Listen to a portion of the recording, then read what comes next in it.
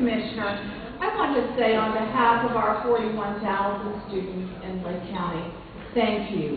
Thank you to United Way of Lake and Sumter County. Thank you to all our community and business partners represented in this room. Your support of our students has such a major impact on our success as a community and as a school district. So on behalf of them, I'd like to thank you so much for what you do every day. You do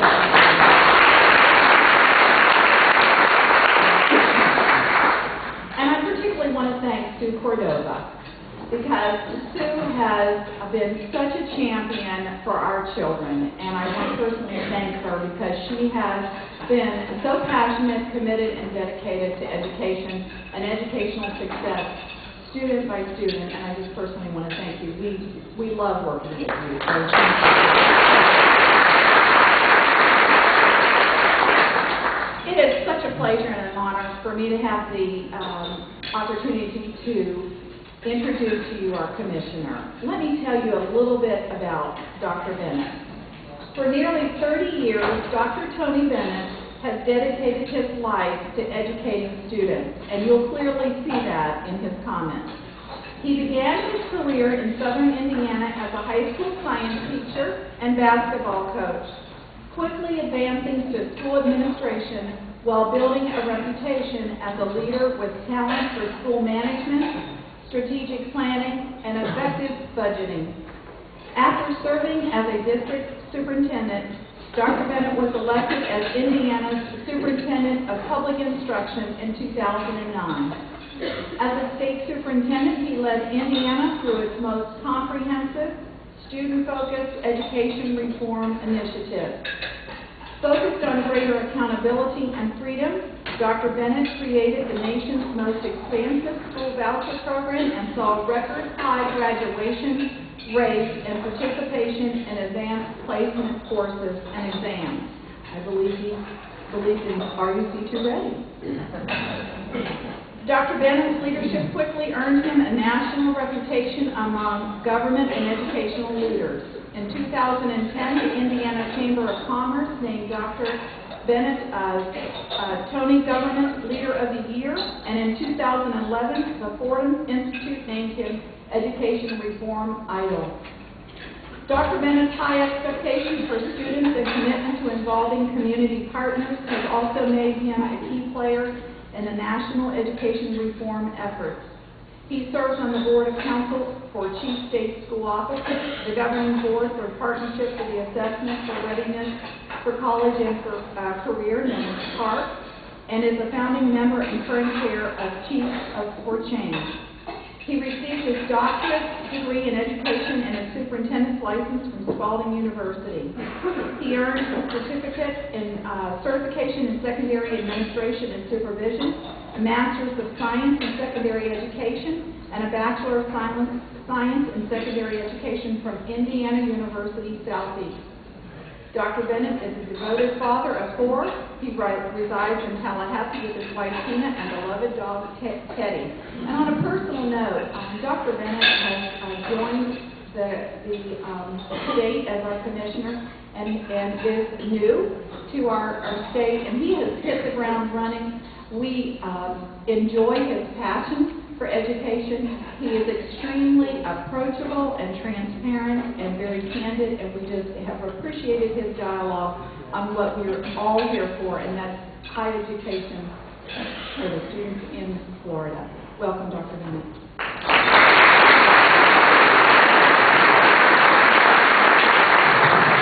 Thank you, Susan. It's great to be here with you, sharing today with you. I always kind of get a kick out of the introduction, and I'll share with you something that happened last week. My wife, for the first time, attended an event with me. It was a habit she got into of not attending when we were in Indiana, because she didn't necessarily like all the welcome we received. And so she was listening to the introduction, and they brought up our dog Teddy. And she said, "Why in the world do you have Teddy in the introduction?" I said, "Honey, he's my best friend." And she had this hurt look on her face. And she said, "What do you mean?" I said, "He's my best friend." I thought I was your best friend. Well, we'll just check. So the next day, I put her and Teddy in the car. I took him to the golf course. I played a round of golf. 4.5 hours later, I came back and I said, "Who's happy to see you?" And she's never asked again. I want to thank Susan. I have enjoyed being here in Florida immensely. Enjoyed our superintendents. Having been a high school principal, career tech ed director, and a superintendent, I'd say the toughest job in education is a high school principal. The toughest job in education. But I will tell you this, the most lonely job in education is superintendent. You have no friends. You answer to a board, and they're not sure you do anything right. You answer to a community, they're certain you don't do anything right. So Susan, I appreciate your leadership, appreciate what you're doing for your children here. I want to start my comments, and I'm going to try to be brief. To the good pastor, my daughter says to me the third B is be gone. I would like to share with you something to start my comments happening in 2009. It has truly been a career-changing moment for me. I had the opportunity to be the breakfast speaker, 7:30 in the morning, of the Future Business Leaders of America State Conference in Indianapolis. It's 2009, so you have to understand I was just elected as Indiana State Superintendent. That's what, and as Cheryl Toole can tell you, I just need to stop for a second, because I don't want to be remiss. You should be very proud of your representative, Marlena Toole. She is...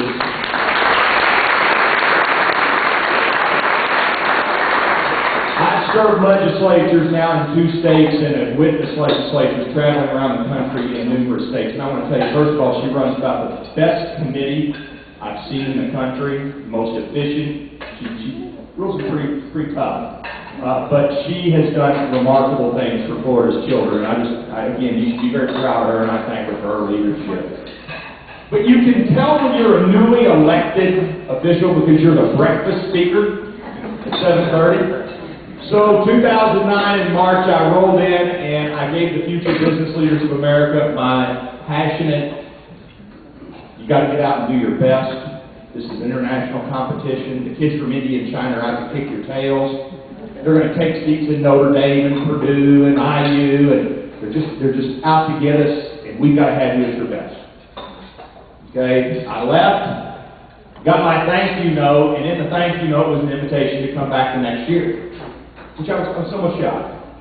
So I get back in March of 2010, and I'm greeted at the door by a young man, and he says, "Dr. Bennett, do you remember me?" And the truth was I did not. But I had seen on that screen a scrolling video, and I recognized this young man was the president of the Future Business Leaders of America. And I said, "Well, yeah, you're the president of this outfit, right?" And he stuck his hand out and says, "Dr. Bennett, my name is William Dow. Can I give you a gift?" Now, in March of 2010, we've been very active in the education reform stuff in Indiana, and plowed a lot of ground. And I wanted to ask William, is your mom a teacher? Does the gift tick? If she baked cookies, will Ross taste test them for me? But he took me over to his seat, and he got in his briefcase, and he handed me a little red book. And the book today sits on my nightstand. I've read it 2 or 3 times. And the book has a shiny cover, red, and the title of the book is this: Fierce Urgency, Education and Future Global Competition Through the Eyes of a Young Chinese Immigrant. And the author is William Zhao. Okay? And inscribed on the front cover of the book, it has this: "To Dr. Bennett, you inspired me to write this book." And in the year between 2009 and 2010, William wrote and self-edited and published a book about education and international competition. And very early in his book, he makes, in my opinion, one of the most profound comments that I have ever heard about education. And William says this, and just a quick background on William. He grew up in Anshan, China, spent the first 10 years of his life in China. He moved to Vancouver and then his parents moved to the middle of Indiana, a place called Kokomo, when he started high school. And William says this in his book. He says, education is like a big old chess game. And he says, I fear that my native country is playing chess to win. But I more fear that my current home country is playing chess not to lose. And he said, I know my native country and I know what's on their mind. And if we don't start playing chess to win, they're going to get us. 18-year-old kid. And he says, good enough isn't good enough anymore. So what we have settled for is not good enough anymore. And I think of William. We still correspond by email all the time. He's a Wells Scholar at IU. Great kid. Will undoubtedly be a success. But he very succinctly has captured why we have folks like Susan Moxley working so hard, and why I think it is so important that United Way is investing in education. Is because good enough isn't good enough. And we must have a fierce urgency about how we prepare our children for college and careers. We must have a fierce urgency to make sure that Florida and the United States continue to be the national and international leaders in how we educate children, how we attract jobs, and how we grow an economy. We must do that. And we must never take our eyes off the fact that we can't play this game not to lose. And I want to talk to you about just a couple of ideas. And there are many in the education space, and then we'll take some questions, and I'll be more than happy to answer any question. Understand, I just came off 10 months of a political campaign. There's nothing you can ask that will offend me, and there's no way you can ask it that would offend me. But I just want to talk about a couple things. One of those things is drawing a great deal of debate. Madam Chair and I were talking about this very issue when I first sat down. Some of you may have heard about it. Superintendent lives it every day when she said, are you ready for college and career readiness? And that is Common Core state standards. It is an issue, as I was coming in today, where I read a great deal. I have debated this issue in virtually every corner of the country in support of Common Core. I want to be very clear about that. And it is an issue where some of my colleagues do not agree with me. And I want to be very clear with anyone sitting here in the audience that would say, I'm really not for that. And again, I'll take your questions about it, but I want to tell you why I think it is so vitally important to move us to William's vision of fierce urgency. And that is, in my experience as an educator, and I've been doing this since 1983, I have never witnessed anything in education, and we've had fads come and go. Never had anything that has affected education where we kept three things in mind to transform the way our children learn, our teachers teach, and the way we assess those two activities. Common Core will do those three things. It will transform the way children learn. It will transform the way teachers teach, so our children do learn, and it will transform the way we assess and analyze our students' progress. But it will do it doing three very important things that we've never done before. One, it will internationally benchmark our children. Never since I have been in education have we put our eyes on something that said, let's not just compare Lake County and Sumter County. Let's not just compare Lake County, Sumter County, and Osceola and Orange. Let's not just compare Florida and Indiana and Connecticut and Massachusetts and California. Let's compare ourselves to the rest of the world. And let's have a set of standards, not a curriculum. Let's have a set of standards that gives our kids a shot at being internationally benchmarked. So that's number one. Number two, it honors what I believe to be one of the most important things we have that makes this nation so great and honors our Constitution. This was a state-driven initiative. It's not a takeover by the federal government. I want to be very clear about that. I have some very strong opinions about what has happened during the rollout of Common Core, but I am here to tell you, as Commissioner of Indiana, now Commissioner of Florida, we in our Department of Education are responsible for this. We developed them, and we developed them by taking the best standards of all the states. Not all the standards of all the states, the best standards of all the states as a framework. So it's state-driven, internationally benchmarked, state-driven. And the third, for the first time in our history, we are now going back to honoring local control. The creativity of our teachers. How many of you have ever heard this phrase, we do too much teaching to the test? Ladies and gentlemen, in the next 3 to 5 years, your superintendent will be able to have a discussion with you, with her teachers, where they will not talk about teaching to the test. They'll be talking about making sure students are problem solvers and critical thinkers. They will be talking about a deep understanding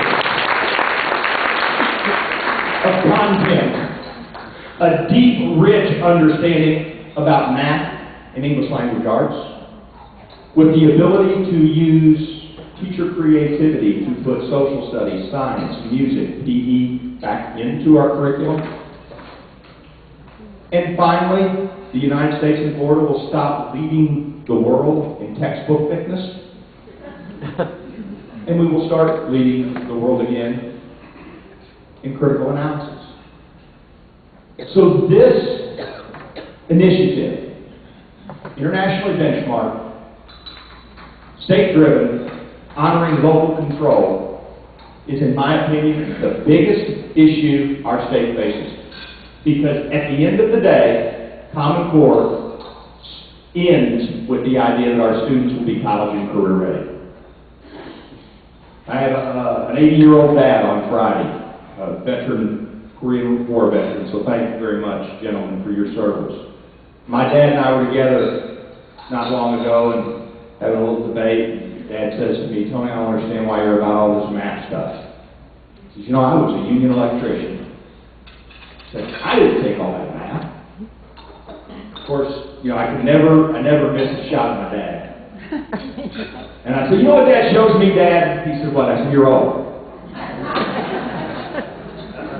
And he said, what do you mean? I said, you know, to go through the International Brotherhood of Electrical Workers Union apprenticeship program, you get the equivalent of an associate's degree. The math you take is the equivalent of a second year of college math. You just don't realize it. It's practical, applied algebra 2. And he thought about it for a minute and goes, okay, that makes sense. So when we talk about Common Core, we're not just talking about all kids going to college. We're talking about the common, essential skills for a well-educated population, a college-ready population, and a career workforce-ready population to drive an economy on high-skill, high-wage jobs. And we need your help. We need your help. We need you to dispel the myths. There are a lot of myths out there. And truthfully, there are a lot of truths out there to the other side. We need to have that very intelligent, reasonable discussion, and we need to continue to push our students in this direction. The second issue I want to talk about is mentoring. We know in education there is nothing more important other than the child's parents than an inspired and inspiring teacher. But let's go to how many children that don't have that nucleus of a family. Or maybe children don't have the opportunity to have parents who have the time to spend because they're fighting to make ends meet. I'll take stock in children this year. There is tremendous, tremendous benefit to making sure our children have significant adults in their lives to help them make critical decisions. Virtually every state now has some type of opportunity scholarship where a child can take state money and go into post-secondary. I want you to think about a growing trend, and I think Florida is really helping us solve, and that is how much of that money is wasted. Sounds harsh. But far too often, we take disadvantaged children who have never had access to that sum of money, and we hand it to them without any guidance, any mentoring, and we say, here, go pick your way to college. When we use Take Stock, we help our children do that. So I ask you, besides pushing us with college and career readiness and Common Core, think about being a significant adult in the life of a child. Think about helping a child learn to read. Think about helping a child learn to think. And think about helping a child learn to grow so they can become that significant adult in the next generation. That's fierce urgency. That's fierce urgency. And we can talk about a number of other things, and then I'm going to stop here, and I want to read you a quick poem that I actually read this morning, so that just tells you how well I prepared. I want to read you a poem by Charles Osgood of Sunday Morning fame. Now, you're going to have to excuse me for just a second while I open my iPad. This actually came to me from one of my former staff members in Indiana and said, Tony, I thought of you when I read this. And it is very powerful, and it is actually called Good Enough, oddly enough. And I thought it was very appropriate with Williams' words. It's actually called Pretty Good by Charles Osgood. There once was a pretty good student who sat in a pretty good class and was taught by a pretty good teacher who always let pretty good pass. He wasn't terrific at reading. He wasn't a whiz-bang at math. For him, education was leading straight down a pretty good path. He didn't find school too exciting, but he wanted to do pretty well. And he did have trouble with writing, since nobody taught him to spell. When doing arithmetic problems, pretty good was regarded as fine. 5 and 5 needn't add up to 10, because a pretty good answer was 9. The pretty good class sat and was part of a pretty good school. And the student was not an exception. On the contrary, he was the rule. The pretty good school that he went to was there in a pretty good town, and nobody there seemed to notice he couldn't tell a verb from a noun. The pretty good student, in fact, was part of a pretty good mob, and the first time he knew what he lacked was when he went out to look for a pretty good job. It was then he sought a position. He discovered that life could be tough, and soon he had a suspicion that pretty good might not be good enough. The pretty good town in our story was part of a pretty good state, which had pretty good aspirations and prayed for a pretty good faith. There once was a pretty good nation, pretty proud of the greatness it had, which learned much too late, if you want to be great, pretty good is in fact pretty bad. Folks, that's fierce urgency. Our kids deserve better than pretty good. Our job is to make sure they have much better than pretty good. And our job is to demand that of them, hold them accountable for that, and hold ourselves accountable for that as we move into a period of education history where our state and our nation need to go back to the top of the world stage. So with that, I'll take any questions you may have.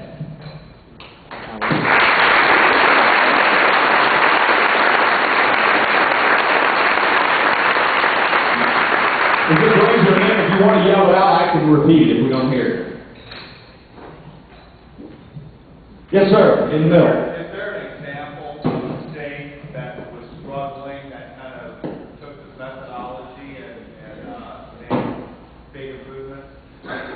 Well, first, Common Core is not totally rolled out. Many of your districts in this state are really implementing at the early grades now, and full implementation will occur through the next school year.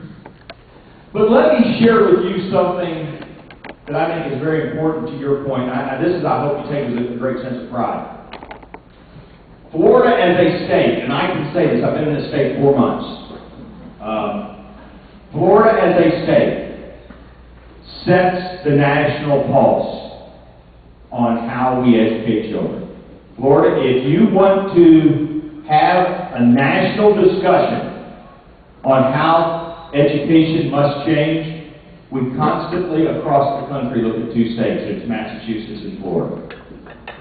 And so in the era of accountability, Florida's a leader. States all across the country have adopted Florida's 8th through F grading model of schools. States all across the country have found a renewed sense that 3rd grade literacy is important for an educated population. Students all across the country have taken many things that Florida has done in the last 10 to 15 years and are beginning to implement those with success. So I think what we are seeing is a movement in much of the things Florida has done, and I understand we have a long way to go here. This is not a perfect success story. But let's never forget where we started 15 to 20 years ago either. Yes, sir, in the back. Bennett, is it true that Florida is ranked 42nd in per-pupil expenditure? I'm sorry? 42nd? I think that is correct. Yes, sir. If that is correct, what do you propose to do about that? Well, let me that's a good question.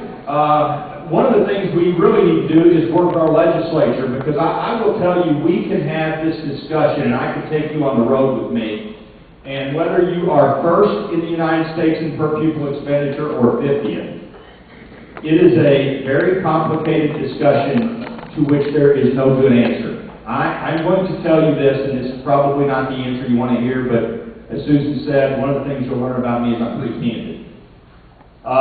It amazed me that while we were back in Indiana, in the toughest economic times in our state's history, we cut education funding pretty significantly, and every academic indicator that we measured went up.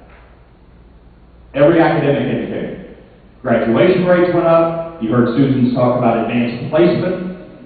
Success went up. Indiana was second, by the way, to Florida in advanced placement performance. And our students' performance on our state's assessments went up. Now, what that tells me is this. While, you have to fund education well, and you have to fund it equitably. The most important thing we should be talking about in education funding is making sure that our fiscal decisions and our education policy decisions are connected. Are we funding what we want to get out of the system? Because many states believe that this idea of just per pupil funding, that sometimes can be considered a road to nowhere too. Because is per pupil funding the same in our toughest urban districts or our most disadvantaged rural districts as it is in our affluent suburban districts? And if you look at states that have complexity indices, they too complain about that. So I guess my answer to you is I'm not sure what the right answer is when it comes to per pupil funding. I think the most important thing we can do is invest in the results we want to get. And if the results are college and career readiness, we need to have a very direct policy discussion about how we drive funding to those issues. We have one that was handed in here. Many young parents feel ill-prepared to help their children with homework. What effort is available to assist parents with this? And do we prepare parents to mentor their own children? I want to answer that second one first, because, I am a grandfather of 3. And I dare to tell you that I've a set of 27-year-old triplets, and one of them has one of my grandchildren, and my my 24-year-old has the other two kids. And I don't, Tony's daughter is 2, and Lizzie's kids are 2 and 3. And I will tell you, I'm not sure either one of those kids are prepared to parent their own kids. And I don't mean that as a criticism. Because you know what? The world they grew up in, and the safety and the comfort of the Bennett's house, is not the society their children are growing up in. So I think what we have to do is go back to discussing what I believe are the most important things in our society. People can talk about the philosophy of this, and I hope I don't offend anyone. But let's just go back to the fact that our nation was built on Judeo-Christian values. And let's go back to the fact that whether this is a religious statement or not, there is probably not a greater piece of literature in American history than the Bible.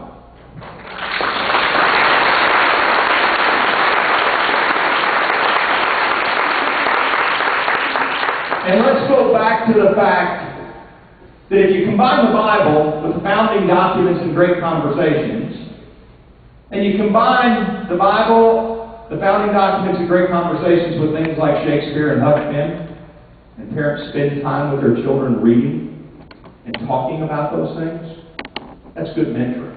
That's teaching good citizens. So I'm not so sure that in our society, and I have a long conversation, ongoing conversation with my good friend Bill Bennett about this all the time, and we're not related, and Bill's thankful for that. That if we really thought about making sure our society was equipping families to address society's ills, wouldn't it be really good just to start with those 4 documents? Let's just start with those. Let's talk about civics in the context of the great conversations and founding documents. Let's talk about ethics and morals in the context of the Bible. Let's talk about a love of literature. Let's talk about the unity of the family in those contexts. I think that's a way of doing this. I also want to say that thank goodness for folks like United Way for investing in the many things you invest in your communities to help families. I wish, as your commissioner, I could fly over every house in Florida, sprinkle pixie dust over the house, and have every child come from a 2-parent family that reads to their children every night and gives every child the opportunity to succeed at the highest level. The fact is, ladies and gentlemen, we can't do that. We live in a very difficult society. And as your commissioner, you know what Susan and I are going to have to spend our time doing? We have to spend our time making sure that the schools we put our most disadvantaged children in, Madam Chair was telling me about the children from the forest. We have to make sure that those schools are the best possible answers to poverty.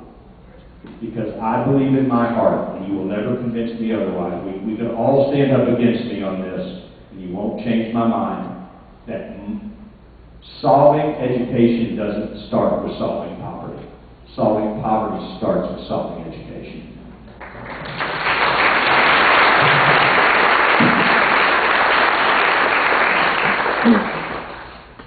It says over 47,000 adults and young adults have no high school diploma. Some need remedial help, and others have difficulty paying $50 for their GED program. Why are changes being made to increase the difficulty of the GED program and increase the cost? It appears decisions are being made to decrease the number of people participating in the GED program. It's a great question, because I'm going to roll back the clock to 1979 when this young guy named Tony Bennett walked across the stage at Providence High School in Clarksville, Indiana. Had I not walked across the stage in 1979 and had chosen to get a GED in 1979, I had the option of joining the United States military. Today, that does not get you in our military. I want you to think about that. This idea of increasing expectations for children, for increasing expectations for a skilled workforce, is a result of increased demands in the workforce. I maintain that putting more students in remedial classes is the worst thing we can do. First of all, there is very little question that more money spent by families on remedial courses and more time in college on remedial courses has a direct inverse relationship to college completion. Worked for a wonderful governor, as I do today. Mitch Daniels in Indiana one time stood up and told a whole bunch of people he saw remedial courses as a breach of contract. He says, we have a holy covenant in this K-12 education. We ought to make sure kids go to college ready for college work. But I also want to focus on that idea of the GED, because I still want to emphasize to you that the rigor being sought today to increase the GED should be equivalent to a high school diploma. And if our goal in giving a high school diploma is college and career-ready children, our goal for GED recipients should be college and career-ready GED recipients so they can drive the economy. And that's really the reason. It is not to limit high school success. It is to increase post-secondary opportunities after high school. I think we have time for another one. We have time for one more. Yes, sir. When I was growing up in the mid-50s, you're about, you're 20 years older, or younger rather. Society was built where education was foremost. When I was growing up in the neighborhood, you didn't miss going to school. Your education was premised on what you watched on TV. It had to be educational. I remember this from my family. And so on and so forth. So you got this society at that time that was set up as a baseline for strong education. Today it's not that way. Today it's mostly entertainment, Disney World, whatever. So my question then is, to really start education, it's almost important to have the pre-K schedule going full blast. And so my question is, what are we doing in that area? Have we expanded it? How many students do we have? Where are they located? So on and so forth. Well, let me respond to a second to your first point. Again, growing up in the 60s and the 70s, I would suggest to you that there is very little question society is much more complex today than it was when we were all growing up. That said, I look at my home state, my native state of Indiana, a manufacturing state.